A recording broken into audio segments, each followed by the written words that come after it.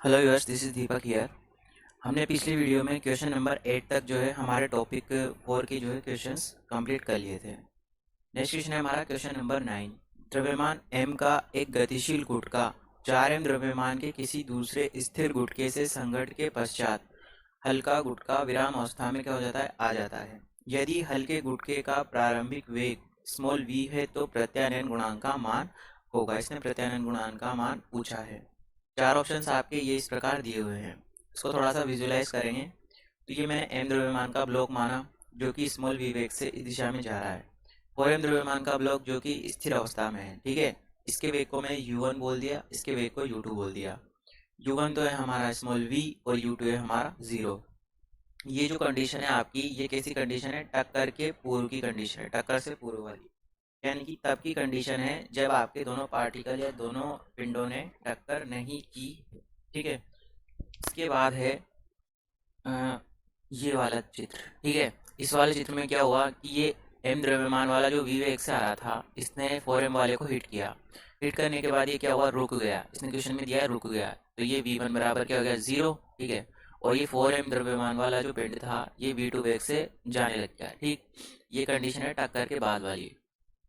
अब यहाँ मुझे क्या निकालना है? प्रत्यानयन गुणांक। सबसे पहली बात, यहाँ टक्कर कैसी है? प्रत्यास्थ टक्कर है। तो प्रत्यास्थ टक्कर है तो अतः संवेग संरक्षण का नियम लगाया मैंने, तो संवेग संरक्षण के नियम से क्या आ जाएगा?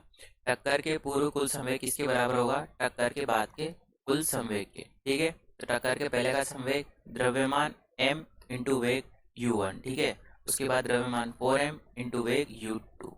उसके बाद द्रव्यमान m वेग v1 प्लस द्रव्यमान 4m और वेग v2, ठीक है। इक्वेशन नंबर 1 आपका जो है यहाँ से आ जाएगा।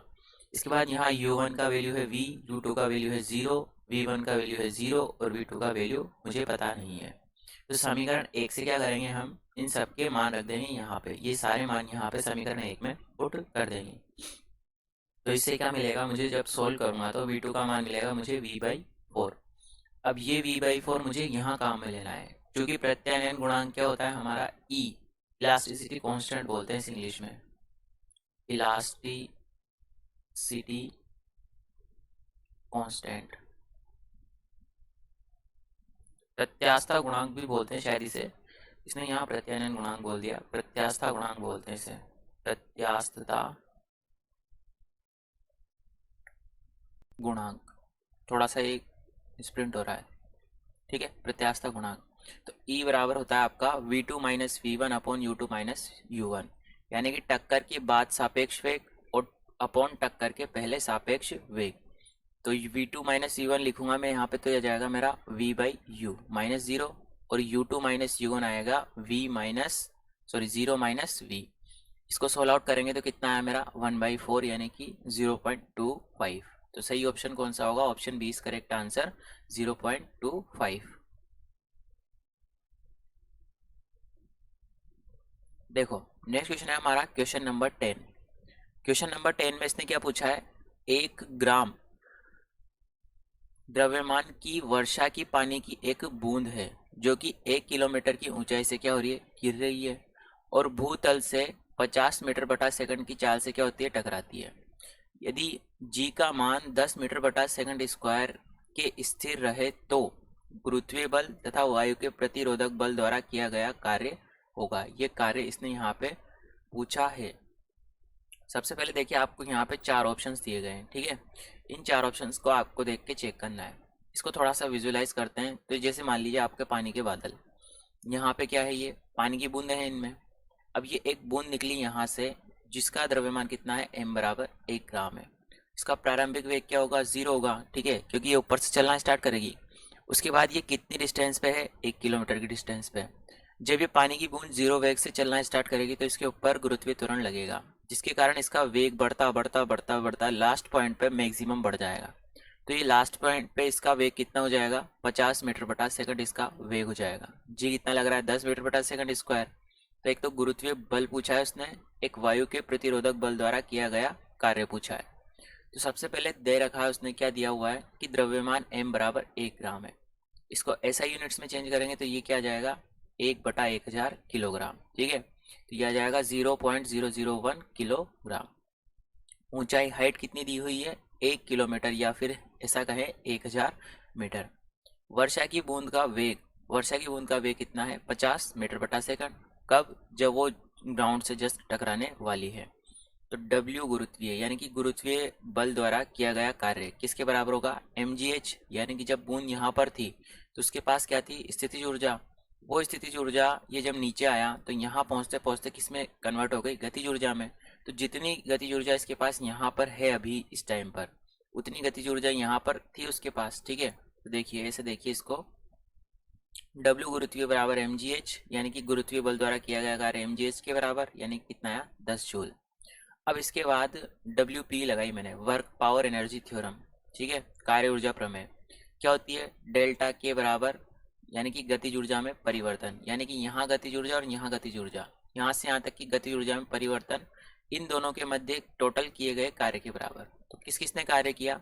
एक तो गुरुत्वीय बल ने कार्य किया, ये जब नीचे आ रही थी तो गुरुत्वीय बल ने इसके विरुद्ध कार्य किया, और एक प्रतिरोधक बल था गुरुत्वीय बल ने तो नीचे की ओर लाने का कार्य किया और प्रतिरोधक बल ने इसके विपरीत डायरेक्शन में काम किया। ठीक है, तो कुल मिला के मुझे क्या निकालना है? प्रतिरोधक बल, यानी कि वायु का जो प्रतिरोधक बल लगा है ऊपर की ओर इसके विरोध में, ये W वायु का प्रतिरोधी बल। ठीक है, ये मुझसे यहाँ पे इसने क्वेश्चन में पूछा है, तो ये इन दोनों के योग के बराबर है, तो इसको मैंने लिख दिया K2 - K1। ठीक है, इसी को जब मैं सोल्व करूँगा तो कितना आ जाएगा? सबके मान रख दिए मैंने यहाँ पे। ठीक है, K2 K1 का मान क्या है? यहाँ पर प्रारंभिक गतिज ऊर्जा 0 हो जाएगी। K2 अंतिम गतिज ऊर्जा मैंने यहाँ पे निकाली है। ठीक है, अभी नहीं निकाली, लेकिन मेरे पास वेग है इस जगह का। ठीक है, तो मैं उससे हाफ mv², ये मैंने यहाँ पे हाफ mv² रख के और वो निकाल ली, और ये 10 + W डैश ऐसा का ऐसा ही। यहाँ पे सोल्व आउट करेंगे तो W डैश का मान आया मेरा कितना? -8.7 जूल आया। ठीक है, तो यानी कि यहाँ पे दो मान मेरे क्या क्या प्राप्त हुए? गुरुत्वीय बल का मान तो मेरा प्राप्त हुआ 10 जूल, और वायु के प्रतिरोधक बल द्वारा किया गया कार्य कितना प्राप्त हुआ? -8.7 जूल। तो सही ऑप्शन कौन सा होगा? 10 जूल और -8.7, 10 जूल और -8.7 जूल। ठीक है, तो ऑप्शन क्या होगा मेरा? डी क्या होगा? करेक्ट आंसर होगा।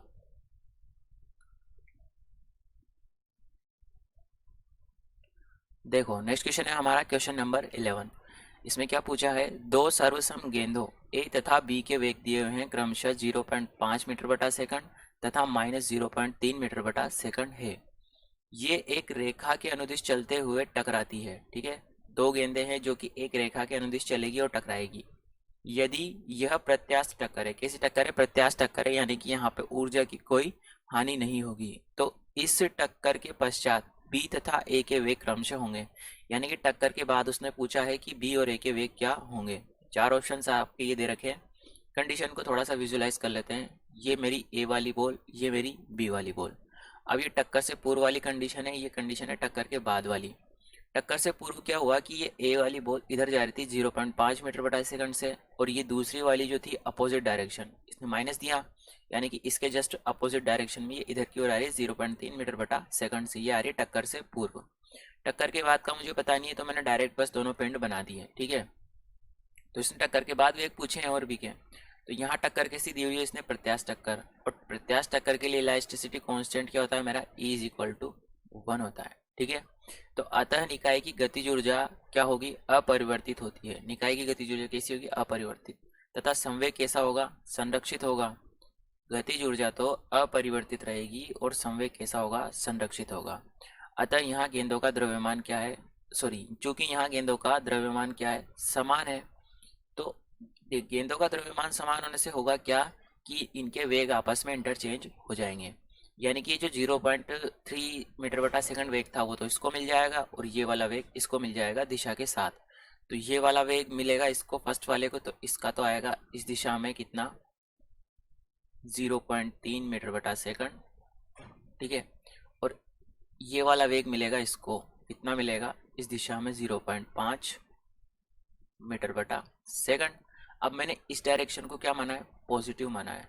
ठीक है, तो इस डायरेक्शन को पॉजिटिव मानने से ये वाला वेग तो क्या हो जाएगा? नेगेटिव, और ये क्या हो जाएगा? पॉजिटिव। तो ये तो हो गया मेरा नेगेटिव, और ये क्या हो गया? पॉजिटिव। ये ए का वेग, ये बी का वेग। तो ऑप्शन 4 क्या होगा मेरा? करेक्ट आंसर होगा। इसमें आपको कोई भी कैलकुलेशन करने की आवश्यकता नहीं थी। ठीक है, नेक्स्ट क्वेश्चन है हमारा क्वेश्चन नंबर 12 यानी क्वेश्चन नंबर 12। किसी कण पर 4ik प्लस 3jk न्यूटन बल लगाने पर वह बिंदु 4jk प्लस 3kk तक विस्थापित होता है। इस प्रक्रिया में बल द्वारा किया गया कार्य क्या होगा? ठीक है, इसमें यहाँ पे इसने थोड़ी सी प्रिंटिंग मिस्टेक कर रखी थी, इसको थोड़ा सा लिख नहीं रखा था इसने। तो किसी कण पर इतना बल लगाया मैंने और वो कहाँ से कहाँ तक गति किया उसने, यहाँ से लेकर इस बिंदु तक क्या हुआ, विस्थापित हो गया, यानी कि इस बिंदु से इस बिंदु तक उसने गति की। तो इस प्रक्रिया में बल द्वारा किया गया कार्य उसने पूछा है। चार ऑप्शन ये रहे आपके। देखो सॉल्यूशन में क्या रहेगा आपका। सबसे पहले F इज इक्वल टू दिया है उसने 4ik प्लस 3jk न्यूटन। ठीक है, कण को प्रारंभिक स्थिति, कण की प्रारंभिक स्थिति का स्थिति सदिश, यानी कि कण प्रारंभ में उसमें कौन सी स्थिति पर था उसको बोल दिया मैंने R1 वेक्टर, वो दिया है मुझे 2ik प्लस 5jk। ठीक है, ये रहा आपका, ये माइनस में है यहाँ पे। ठीक है, -2ik प्लस 5jk। अंतिम स्थिति का स्थिति सदिश R2 वेक्टर 4jk, ये रहा 4jk प्लस 3kk। तो कण का विस्थापन सदिश क्या आ जाएगा, डेल्टा S वेक्टर बराबर R2 vector minus R1 vector. R2 vector को यहाँ रख दिया, R1 वेक्टर को यहाँ रख दिया, सोल्व आउट करेंगे तो यह आएगा आपका जी। ठीक है, इसी को और थोड़ा सा सॉल्व किया तो डेल्टा S वेक्टर आ जाएगा 2ik plus 3kk minus jk। ठीक है, इसके बाद W बराबर क्या आ जाएगा, F vector dot delta S vector, जो कि कार्य बराबर क्या होता है, बल इंटू विस्थापन।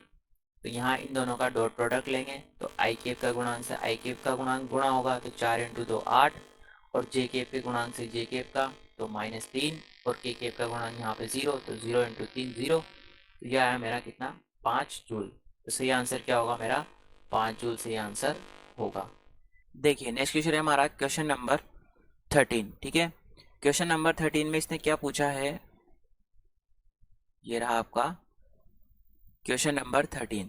इसमें पूछा है, इसने 1 किलोग्राम द्रव्यमान का कोई पिंड है, किसी कालाश्रित बल यानी कि time dependent force F is equal to 2TIK plus 3T² जेकेप है। ठीक है, यहाँ आई केप और जेकेप क्रमशः एक्स अक्ष और वाई अक्ष के अनुदिश क्या है, मात्रक सदिश हैं, के अधीन क्या करता है, गति आरंभ करता है। तो समय t पर इस बल द्वारा उत्पन्न शक्ति होगी, शक्ति इसने यहाँ पे पूछी है। चार ऑप्शंस इसने आपको इस प्रकार दे रखे हैं। सॉल्यूशन देखिए इसका। सबसे पहले क्या पूछा है इसने, दिया हुआ है m बराबर 1 किलोग्राम, यानी कि द्रव्यमान कितना दिया है, 1 किलोग्राम।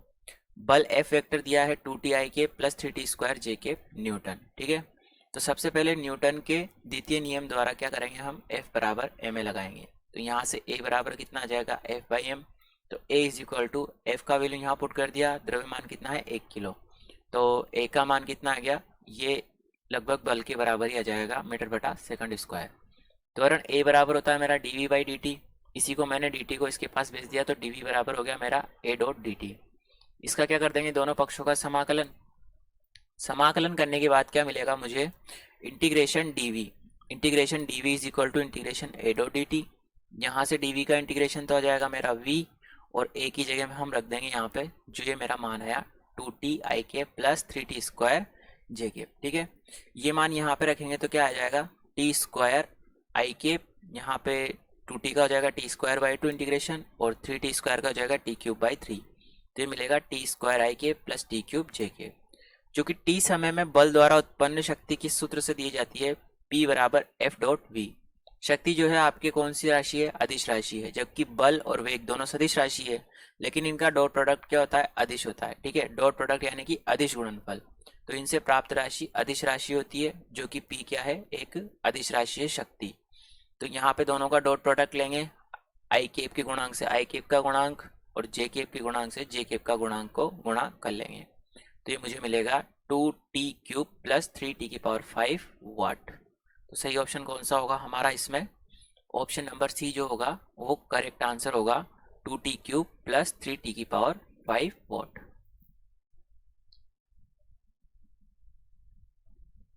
नेक्स्ट क्वेश्चन है हमारा क्वेश्चन नंबर 14, क्वेश्चन नंबर 14। सरल रेखा में गति करते हुए एक कण पर लगा बल F दूरी d के साथ चित्रानुसार परिवर्तित होता है, यानी कि जो बल है वो आपके दूरी के साथ क्या हो रहा है, चेंज हो रहा है। 12 मीटर विस्थापन के दौरान कण पर किया गया कार्य इसने पूछा है कि 12 मीटर चलने के बाद, 12 मीटर के विस्थापन के बाद कण पर यानी कि कण पर कितना काम किया गया। सीबीएसई आईपीएमटी परीक्षा का स्क्रीनिंग का 2011 का एक क्वेश्चन है। 4 क्वेश्चंस आपके ये दे रखे हैं, सॉरी 4 ऑप्शंस आपके ये दे रखे हैं। तो ये ग्राफ दिया हुआ है आपके, ठीक है। यहाँ पे इस वाली अक्ष पे तो है बल न्यूटन में, और इस वाली अक्ष पर है विस्थापन मीटर में। देखिए आपका विस्थापन जैसे जब 3 था तब बल का मान कितना था 2, जब 7 था तब भी कितना था 2, जब 7 से लेकर 12 हुआ तो बल का मान क्या हुआ, लगातार डिक्रीज होकर 0 हो गया 12 पर, ठीक है। तो सबसे पहले यह बात आप जानते हो कि किया गया कार्य क्या होता है। ग्राफ एफ और डी के मध्य क्षेत्रफल यानी कि बल और विस्थापन, बल और विस्थापन, ठीक है, इसी को मैंने इस प्रकार शो किया है F D, F dash D, ठीक है। बल विस्थापन के मध्य के ग्राफ का क्षेत्रफल, क्योंकि W बराबर क्या होता है, कार्य बराबर बल इंटू विस्थापन, ठीक है। ये एफ डॉट डी एस, इसका इंटीग्रेशन करते हैं, और इंटीग्रेशन किसको रिप्रेजेंट करता है, एरिया अंडर दी कर्व को। तो यहाँ पे क्या आ जाएगा, किया गया कार्य ग्राफ एफ डी के मध्य क्षेत्रफल, तो ये क्या आ जाएगा, आयत सी डी जी ई का क्षेत्रफल, आयत सी डी जी ई इस वाले भाग का क्षेत्रफल प्लस इस वाले भाग का क्षेत्रफल, ठीक है। ये वाला भाग क्यों नहीं लेंगे, क्योंकि ग्राफ आपका यहाँ से स्टार्ट हुआ है, यहाँ से यहाँ गया, फिर यहाँ से यहाँ गया, ठीक है। तो एरिया अंडर दी कर्व यानी कि कर्व के नीचे का जो एरिया है, एक अक्ष और इस वाली अक्ष के बीच में, इस कर्व के बीच का जो एरिया है, ठीक है। तो ये आ जाएगा मेरा अभिष्ट क्षेत्रफल। तो क्या होगा, आयत सी डी जी का क्षेत्रफल और त्रिभुज ई जी एच, त्रिभुज ई जी और एच का क्षेत्रफल, ठीक है। तो ये जानते हो आप, लंबाई इंटू चौड़ाई और 1/2 इंटू आधार इंटू ऊंचाई। तो यहाँ से कितना है आपका, ये 13 जूल आंसर आया, ठीक है। तो कौन सा ऑप्शन सही होगा, ऑप्शन सी करेक्ट आंसर होगा, 13 जूल।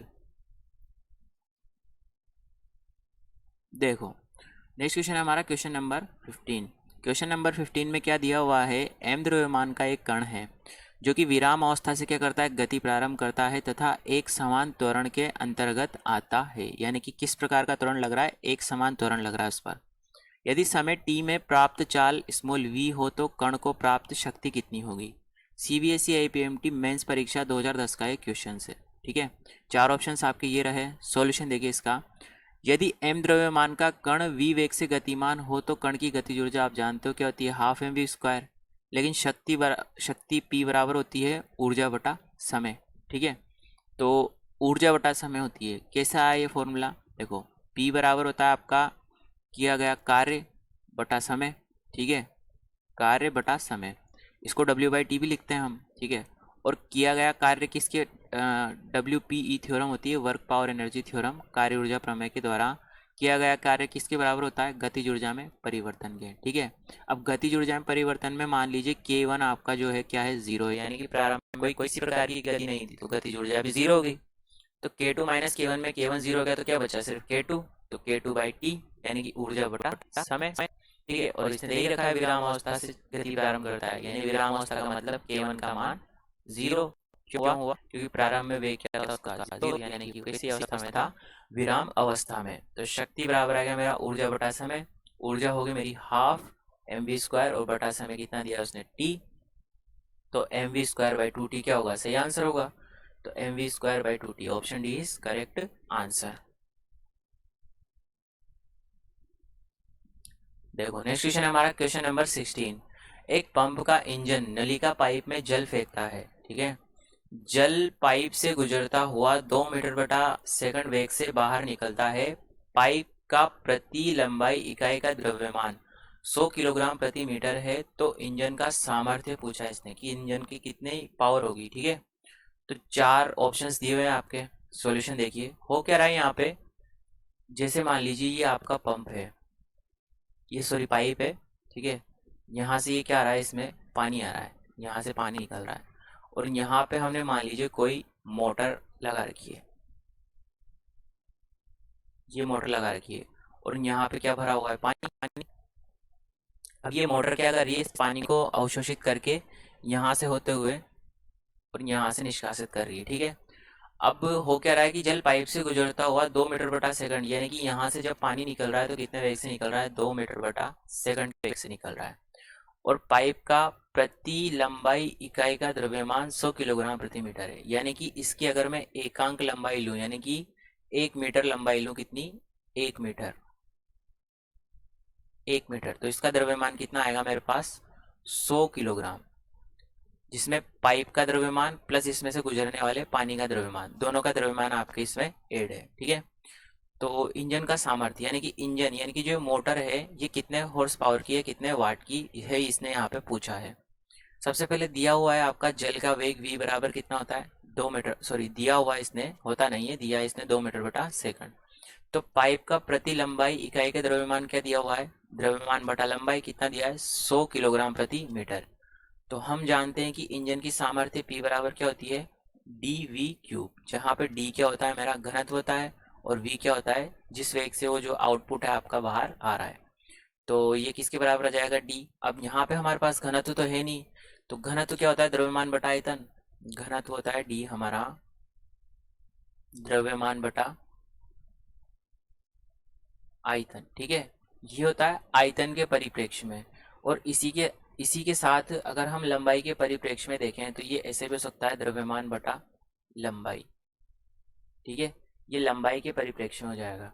तो ये क्या आ जाएगा, उसने m/l दिया है, ठीक है, और इंटू v³, तो इनका वैल्यू पुट किया तो क्या है मेरा 800 वाट, यानी कि इंजन की सामर्थ्य शक्ति कितनी है, 800 वाट। तो ऑप्शन डी क्या होगा मेरा करेक्ट आंसर, 800 वाट।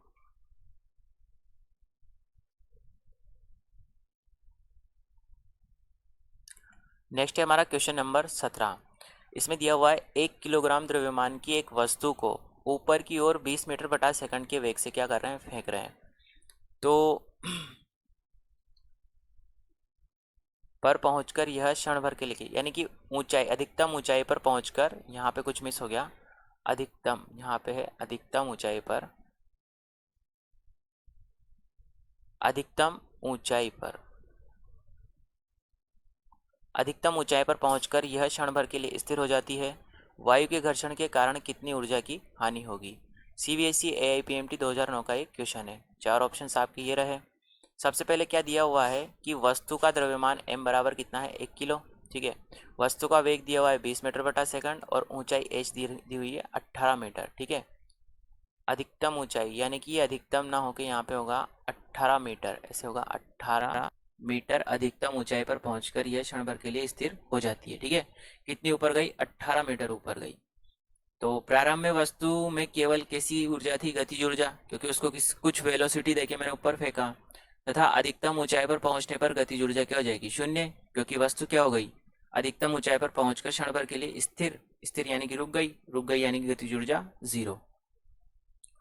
तो अतः ऊर्जा हानि कितनी होगी, काइनेटिक एनर्जी में से क्या घटा देंगे, पोटेंशियल एनर्जी। जब कण यहाँ पर था ग्राउंड पर, ठीक है, उसको मैंने किसी वेग से फेंका ऊपर की ओर, तो वो यहाँ पर तो गतिज ऊर्जा थी, और जब ये हाईएस्ट पॉइंट पे पहुंचा, फिर वहां से जब रुकेगा ये, तो यहाँ पहुंचने पे इस पे कितनी ऊंचाई पर है, ये h ऊंचाई पर, तो इसमें कितनी पोटेंशियल एनर्जी आ जाएगी, mgh। तो यह जाएगा kinetic energy minus potential energy, value put कर दी, तो आंसर कितना है मेरा 20 जूल। तो सही आंसर कौन सा होगा मेरा, 20 जूल सही आंसर होगा।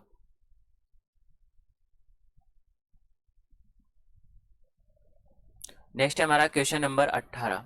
इसमें पूछा गया है एक इंजन एक होज पाइप के द्वारा लगातार पानी क्या कर रहा है, चढ़ा रहा है। वही इंजन वाला क्वेश्चन है जो अपन ने अभी पहले किया है।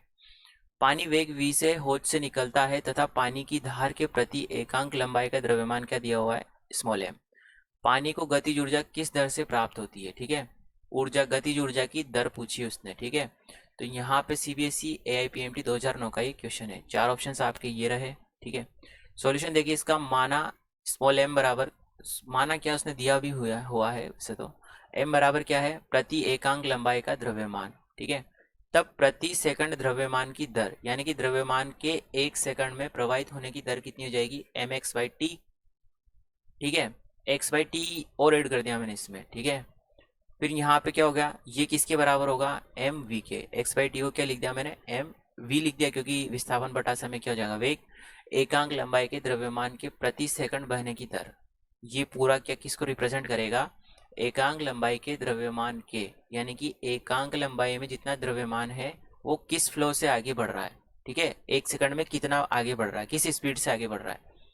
तो गतिज ऊर्जा की दर क्या हो जाएगी, हाफ एम वी। अब ये जो एम वी है ना, ये किसको रिप्रेजेंट करेगा, पूरा द्रव्यमान को रिप्रेजेंट करेगा, द्रव्यमान को, ठीक है, द्रव्यमान के बहने की दर को। तो वी स्क्वायर क्या जाएगा, ये वी स्क्वायर हो गया, तो ये हो जाएगा half m v cube.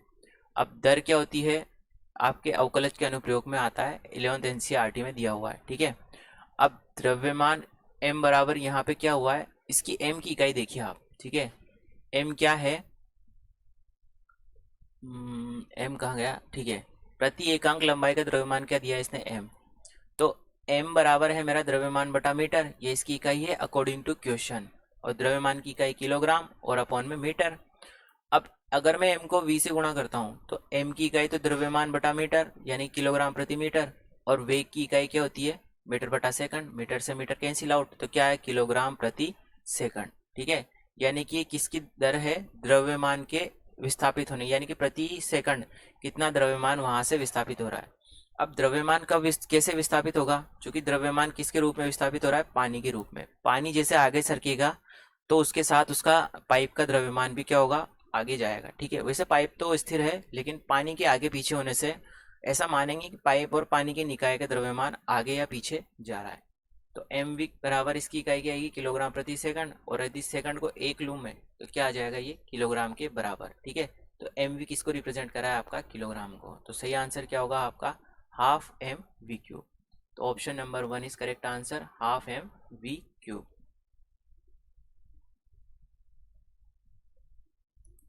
Next question है आपका क्वेश्चन नंबर 19। एक टरबाइन को चलाने के लिए 60 मीटर की ऊंचाई से 15 किलोग्राम प्रति सेकंड की दर से पानी गिराया जा रहा है। घर्षण बलों के कारण 10% ऊर्जा का क्या हो गया, नाश हो गया। तो टरबाइन कितनी शक्ति उत्पन्न करती है, ये मुझे निकालना है। सीबीएसई एआईपीएमटी स्क्रीनिंग परीक्षा 2008 का क्वेश्चन है। 4 ऑप्शन आपके ये इस प्रकार दे रखे हैं, ठीक है। सॉल्यूशन देखिए इसका, अकॉर्डिंग टू क्वेश्चन क्या दिया हुआ है कि ऊंचाई h बराबर कितनी दी हुई है, 60 मीटर, और पानी के गिरने की दर क्या है, m/t, यानी कि 15 किलोग्राम प्रति सेकंड दी हुई है, ठीक है। तो टरबाइन द्वारा उत्पन्न शक्ति क्या हो जाएगी, P निर्गत यानी कि P आउटपुट बराबर P निवेश यानी कि P इनपुट इंटू 90%। 90% क्यों किया, क्योंकि इसने बोला 10% ऊर्जा क्या हो जाता है, नाश हो जाता है। तो 10% ऊर्जा का नाश होने के बाद कितनी परसेंट ऊर्जा बचेगी, 90%। तो पी आउटपुट बराबर हो जाएगा पी इनपुट इंटू 90/100, प्रतिशत का चिन्ह हटाया, बटा में क्या लगा दिया, 100। तो यहाँ पे पी इनपुट कितना आ जाएगा, mgh/t इंटू 90/100। सबका मान रखा, सोल्व किया, कितना आया, 8.1।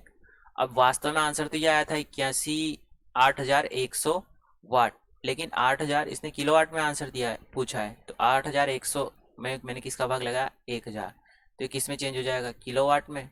इसी को सोल्व करेंगे तो यह जाएगा मेरा 8.1 किलो वाट। तो सही आंसर क्या होगा मेरा, option number A is correct answer, 8.1 kilo watt.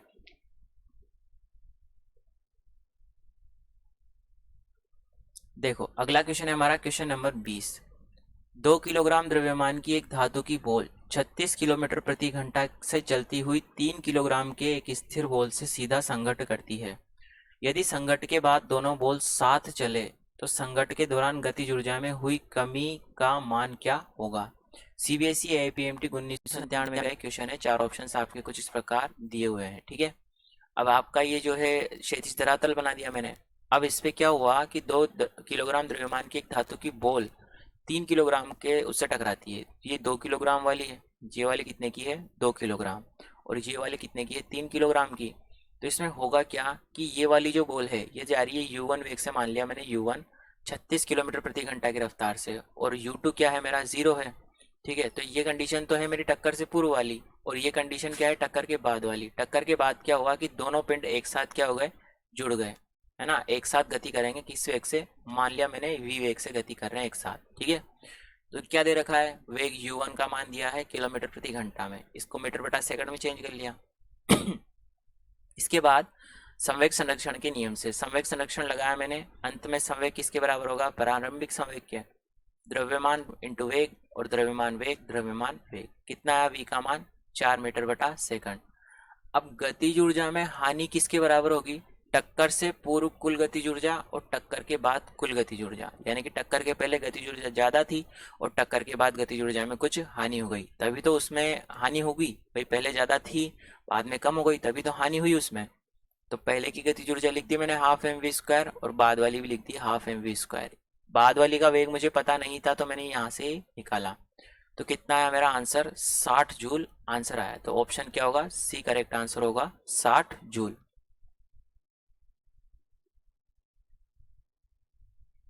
देखो नेक्स्ट क्वेश्चन है हमारा क्वेश्चन नंबर 21। यदि 2 किलोग्राम की वस्तु पर एक विस्थापन संबद्ध बल, यानी कि एक ऐसा बल जो किस पे डिपेंडेंट है? विस्थापन यानी कि आपका डिस्प्लेसमेंट पे डिपेंडेंट फोर्स है, ठीक है। तो यह आ जाएगा 7 - 2x + 3x² न्यूटन कार्य करके इसे x बराबर 0 से x बराबर 5 मीटर तक क्या कर देता है? विस्थापित कर देता है। तो किया गया कार्य जूल में क्या होगा? ठीक है, CBSE IPMT 1992 का ये क्वेश्चन है। चार ऑप्शंस आपके कुछ इस प्रकार दिए हुए हैं, ठीक है। सॉल्यूशन देखिए इसका। अकॉर्डिंग टू क्वेश्चन क्या दिया हुआ है कि बल F बराबर क्या दिया हुआ है? 7 - 2x + 3x² न्यूटन में दिया हुआ है, ठीक है। x बराबर 0 से x बराबर 5 के लिए किया गया कार्य निकालना है। तो कार्य का सूत्र क्या होता है? W बराबर इंटीग्रेशन x1 से x2 F.dx। तो ये क्या आ जाएगा? x1 की वैल्यू तो क्या है? 0 और x2 की वैल्यू क्या है? 5। बल का मान रख दिया और .dx। इंटीग्रेशन करने के लिए तीनों को अलग अलग किया, 7 को अलग किया, 2x को अलग किया और 3x² को अलग किया। 7 अचर बाहर आ गया, 2 अचर बाहर आ गया, 3 अचर है ये भी बाहर आ गया, ठीक है। यहाँ पे हो जाएगा इंटीग्रेशन x, यहाँ पे होगा x²/2, जिसमें से 1/2 मैंने बाहर ले लिया, अंदर क्या बचेगा? x²। और यहाँ पे x³/3, 1/3 बाहर ले लिया और x³ मेरा अंदर ही रह गया, ठीक है। इसके बाद लिमिट पुट करेंगे, upper limit minus lower limit. यहाँ पे भी same upper limit minus lower limit, यहाँ पर भी same upper limit minus lower limit. तो लोअर लिमिट से हमेशा मुझे 0 मिलेगा, तो सिर्फ अपर लिमिट मेरे को देखनी है, इसको नहीं देखना, इसको नहीं देखना, इसको भी नहीं देखना।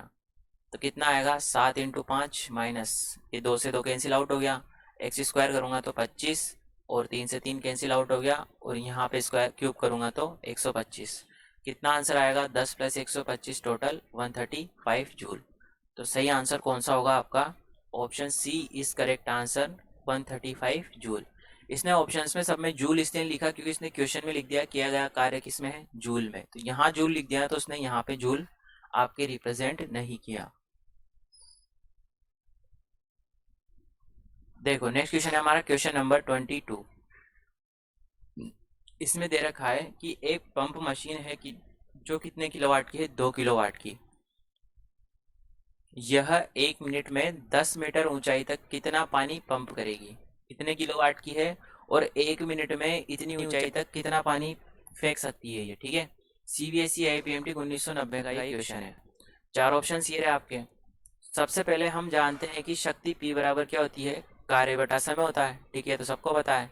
अब यहाँ शक्ति कितनी दी हुई है? 2 किलोवाट। इसको मैंने किस में चेंज कर लिया? वाट में। W बराबर, अब 10 मीटर ऊंचाई तक फेंकना है पानी को। जैसे मान लो आपका ये धरातल, यहाँ पे आपका पाइप लगा, यहाँ 10 मीटर ऊंचाई मान लो लगा है, इतनी 10 मीटर ऊंचाई, ठीक है। मान लो पानी यहाँ से शावर होगा और ये यहाँ तक जाएगा। पानी यहाँ से इतनी ऊंचाई तक ही ले जाना है मुझे। अब ये पूछा है कि कितनी देर तक मैं चलाऊंगा? 1 मिनट चलाऊंगा। 1 मिनट तक चलाने के बाद इसमें से कितना पानी फ्लो हो सकता है इस पावर के साथ? कितनी पावर के साथ? 2000 वॉट पावर के साथ, ठीक है।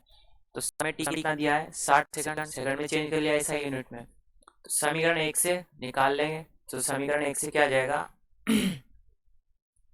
समीकरण 1 से m का मान निकालना है मुझे, ठीक है। तो यहाँ पे मैंने शक्ति का सूत्र लगाया, P बराबर कार्य बटा समय, ठीक। तो यहाँ पर कार्य जो है ये W स्थितिज ऊर्जा वाला, ठीक है। तो यहाँ पर मुझे मास पता नहीं था, ठीक है। तो यहाँ पे मैंने mgh लिखा, तो m तो एज इट इज, g का मान रख दिया और h का मान रख दिया। तो कितना है मेरा? 100 m।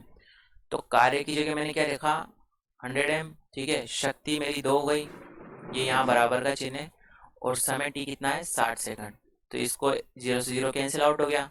यहाँ पे सोल्व किया तो m का मान कितना आएगा मेरा 1200 किलोग्राम आएगा। तो आयतन भी कितना होगा मेरा 1200 लीटर के बराबर। अब आपका 1200 किलोग्राम 1200 लीटर के बराबर तो होता नहीं है, कुछ 900 कुछ होता है, लेकिन यहाँ पे अप्रोक्सीमेट वैल्यू पूछी इसने, तो लगभग 1200 किलोग्राम को मैं किसके बराबर मान सकता हूँ 1200 लीटर के।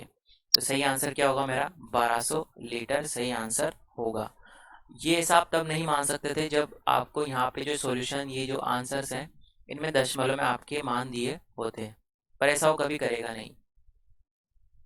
नेक्स्ट क्वेश्चन है आपका क्वेश्चन नंबर 23।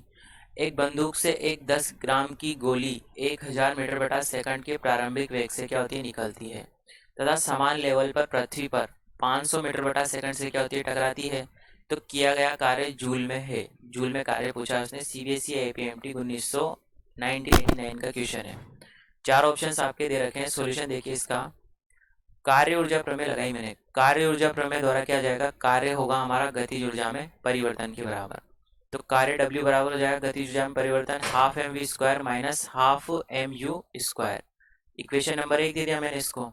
अब यहाँ पे वेग का मान कितना है v, यानी कि अंतिम वेग का मान दिया हुआ है 1000 मीटर बटा सेकंड।